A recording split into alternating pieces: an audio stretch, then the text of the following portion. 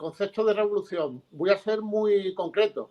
En primer lugar, voy a citar de memoria a Condorcet, quien en 1793 dijo que revolucionario sería aquello que únicamente persiguiera a través de la revolución la libertad. Por lo tanto, como condición esencial de toda revolución es alcanzar la libertad.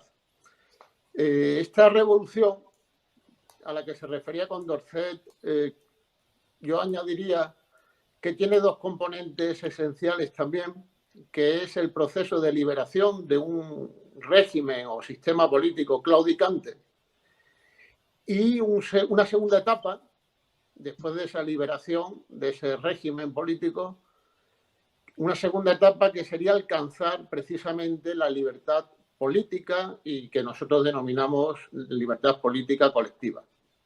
Entonces, como concepto básico de revolución, señalo estos rasgos esenciales. Yo añadiría simplemente el concepto de necesidad. Cuando las circunstancias llegan a un punto en el que el continuar como estamos a día de hoy solo nos puede llevar a una situación crítica, en el lado muy negativo, esa necesidad implica que el proceso de cambio, como nos explica siempre Héctor en sus maravillosos guiones, en el de este programa decía colocar abajo lo que está arriba y arriba lo que está abajo, ese proceso es absolutamente imprescindible. Con lo cual, bueno, a partir de ahora comentaremos durante este programa las características o el procedimiento, pero el dato de necesidad y el carácter de perentorio que tiene esta revolución es algo que ya está sobre la mesa. Es imprescindible y es necesario ya.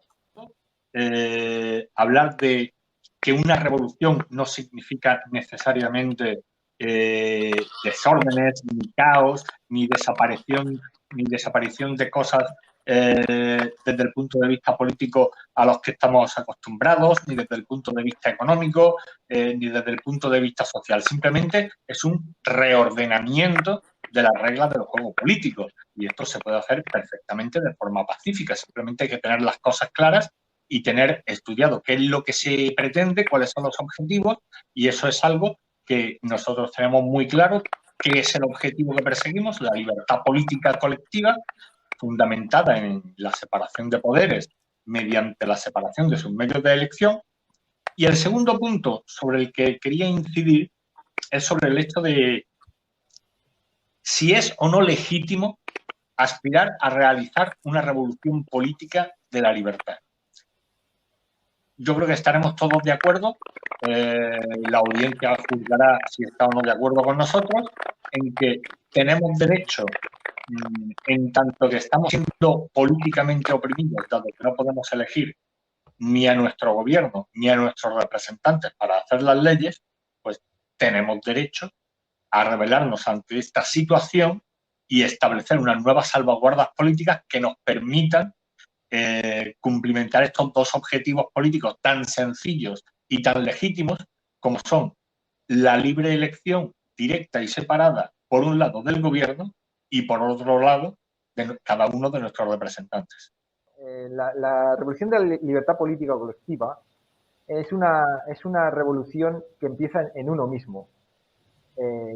Cristóbal se refirió a esto también en la conferencia, y don Antonio García Trevijano se refería a Humboldt como que en cuanto a que el cambio empieza por uno mismo, ¿no? Entonces, los individuos, hay un cambio que empieza individualmente en el individuo y luego hay ese cambio asciende en intensidad a medida que los individuos van cambiando hacia esas nuevas ideas y hacia esa nueva información, y esa intensidad llega a ser ya colectiva, política, entonces se produce un cambio de lo moral a lo político, y bueno, sin entrar en señalar todos los pasos que hay en el periodo de libertad constituyente y previos a él, que luego podremos definirlos más, hay un hilo conductor en ese cambio individual de tipo moral a la constitución de la República Constitucional. hay un hilo conductor coherente. Y eso es primordial para entender la revolución de la libertad política colectiva. O sea, desde el conocimiento de las ideas y luego la lealtad y la coherencia que hay hacia ellas en los siguientes pasos, donde la abstención, por ejemplo, es un paso fundamental, puesto que es el único, es un requisito sine qua non para no romper con ese hilo y romper con el régimen de poder establecido. ¿Quién tiene el poder político en la España actual? Los partidos políticos. O, más concretamente, los jefes de los partidos políticos. La camarilla de 6 o 7 personas, jefes de los partidos políticos. ¿Quién no tiene el poder en España? El pueblo, la ciudadanía, la nación. Con las votaciones en el actual régimen político, el pueblo español no tiene ningún poder de decisión. Por eso es necesaria la revolución. Quitar el poder al que ahora está arriba y dárselo al que ahora está abajo. ¿De qué manera? ¿De qué manera?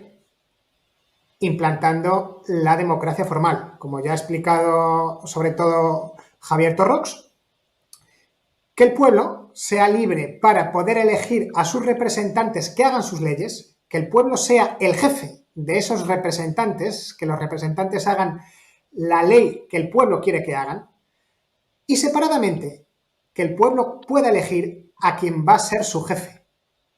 En elección separada, porque tu subordinado no puede elegir quién es tu jefe.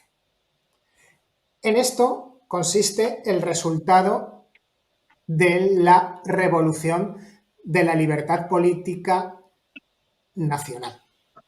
Esto es lo que tenemos que conseguir.